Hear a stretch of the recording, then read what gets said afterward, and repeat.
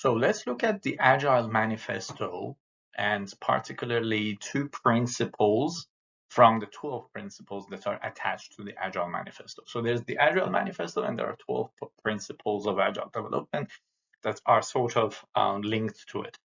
And particularly the two of them sort of touch on self-organizing teams, and they also refer to the environment that you need to cater for self-organizing teams.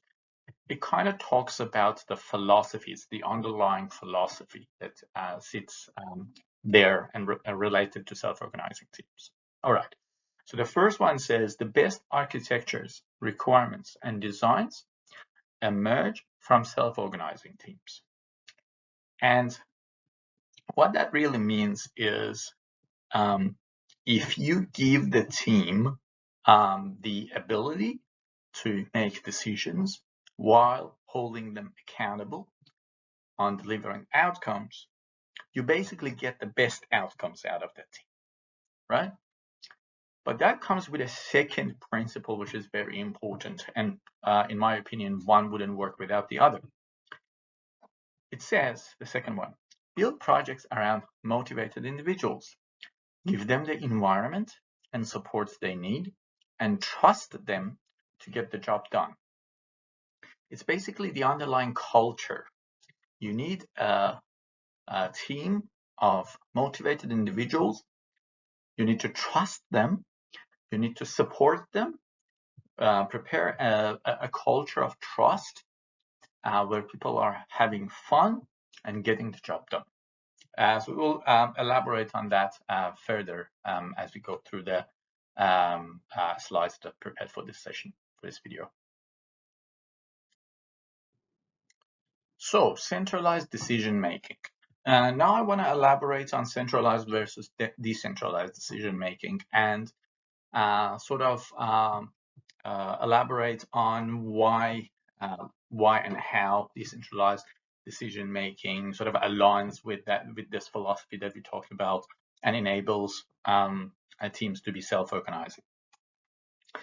When you have centralized decision making, you have your team, and then you have the highest level of management, like the hierarchy, whatever the top level of hierarchy is. And this can be looked at in any context, program level, organizational level, portfolio level, however you want to look at it.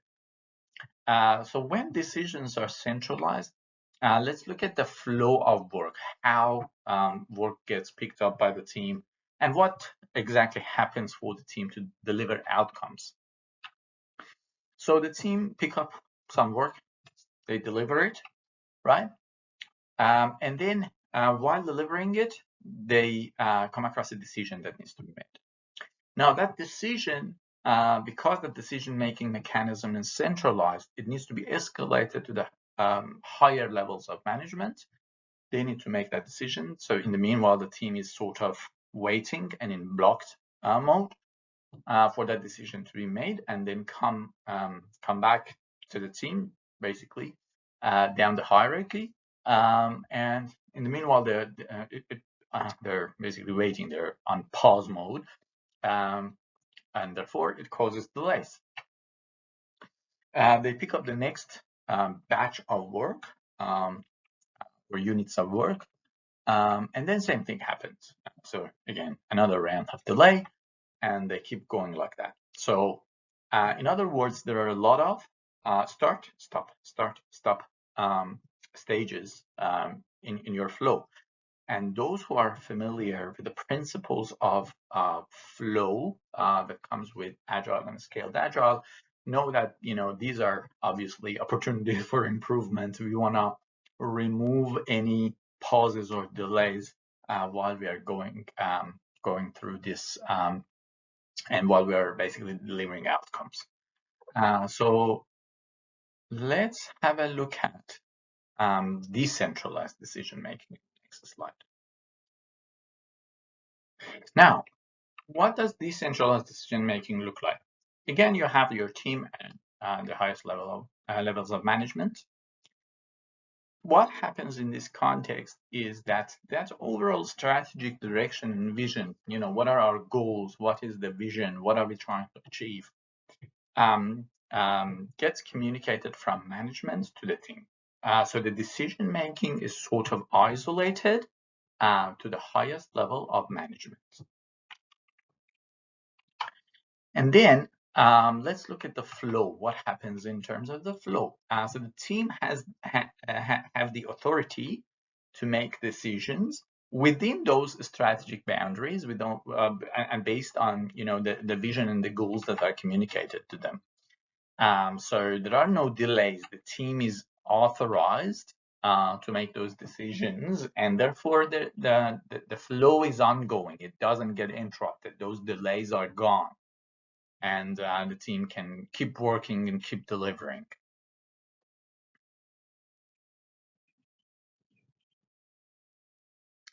Now, what are some of the characteristics of self-organizing teams?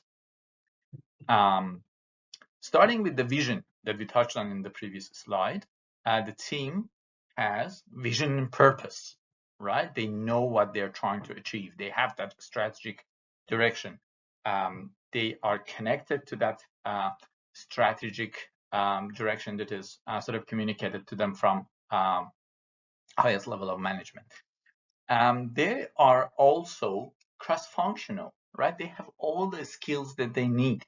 They don't need to rely on anything outside of that team, basically, to deliver outcomes. So when we say cross-functional, a lot of times we're referring to teams that have all the skills and disciplines that they need, whether it's different technologies, whether it's disciplines such as development and testing, which are pretty typical.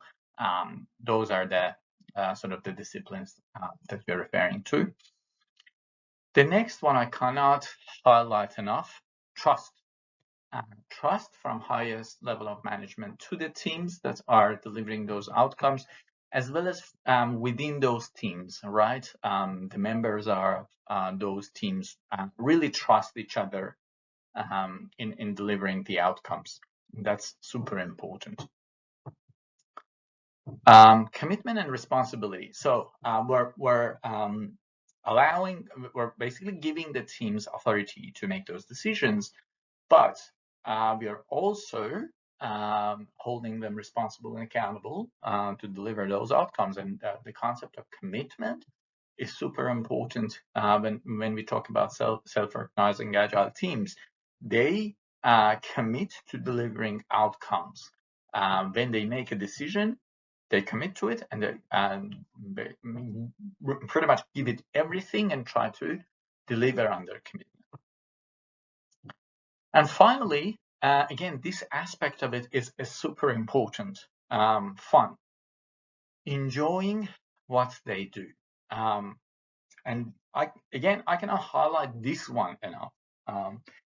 When I work with my teams, I always ask myself every once in a while, are my team members having fun? How can I support them, give them an environment where they can have fun, they can take risks while committing to stuff, enjoy it, work with each other, and at the end of the day, enjoy what they're doing. When team members enjoy what they're doing, you get those outcomes. You'll realize now we're in a situation where they commit and they deliver. So that's super important.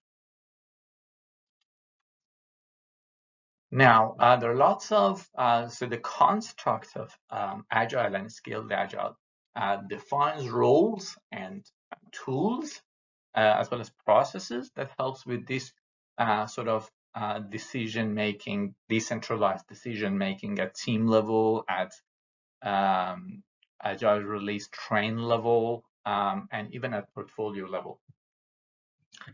So at Scrum level or team level, you have the Scrum Master and the product owner, as well as the development team. And they are making a lot of decisions on a day-to-day basis. They are deciding on, what work items to work on, what product backlog items should be prioritized by the directions provided by the product owner. They make a lot of decisions in terms of how to run their grooming sessions, their estimation sessions, how the team should be working with each other. A lot of technical decisions, obviously in collaboration with the customers and the end users of the products that they're producing. The development team are making those decisions on a day-to-day basis. How should this screen look like? How should we build this? You know, all the functionality that they're delivering in the context of a software product. Now, at program level, we also have roles that are there in the safe, scaled, agile context to support this decentralized decision making. Starting with system architects, they obviously have some guidelines and directions given to them from enterprise architects, which are one level above. But they can make a lot of decisions in terms of how solutions should be designed, integrated. To give you an example, it could be that a particular organization says, from a cloud perspective, we're going to go with Amazon Web Services, or we're going to go with Azure because we already have a partnership with them, or our existing products are hosted on that particular platform. Or it may be that the strategic direction is, because we already have a partnership with Informatica, any product or solution that requires ETL processes ingesting data from external data sources, we're going to go with Informatica. So they have those guidelines, but then within those guidelines, they can design any solution however they want. So that's decision-making system architects. Program management decides on features that need to be picked up, what features need to be prioritized, and fit to the individual Scrum teams for delivery, for example.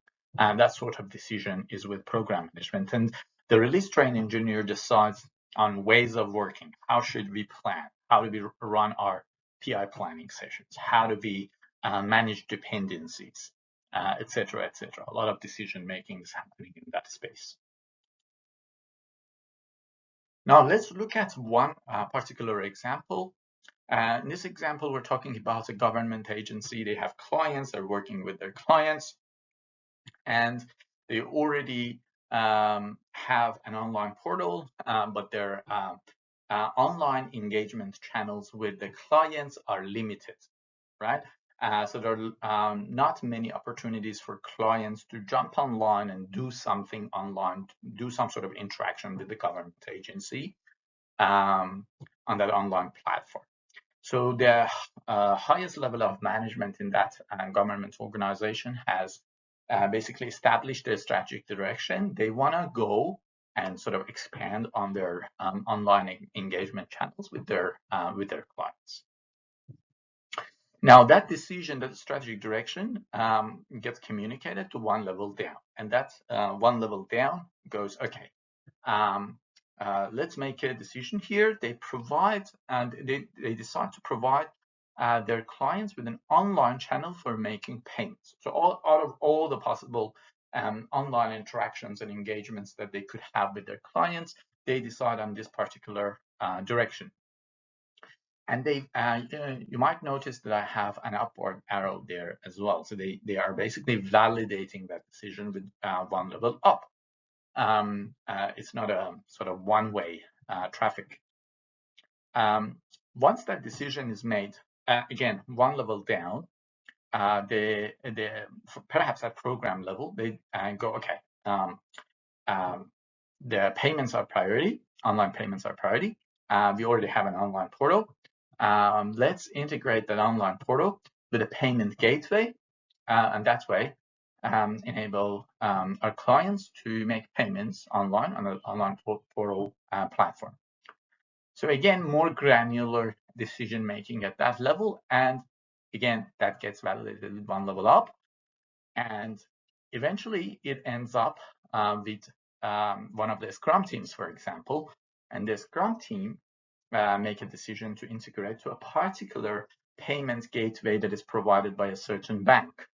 And so that's basically their solution level decision making. And again, that gets validated on level up. So decentralized decision making, top to bottom. Thank you so much. If you found this video and the content useful, please don't forget to subscribe and also leave me comments so I can improve the content that I'm posting. Any feedback, any comments are useful. Thank you so much.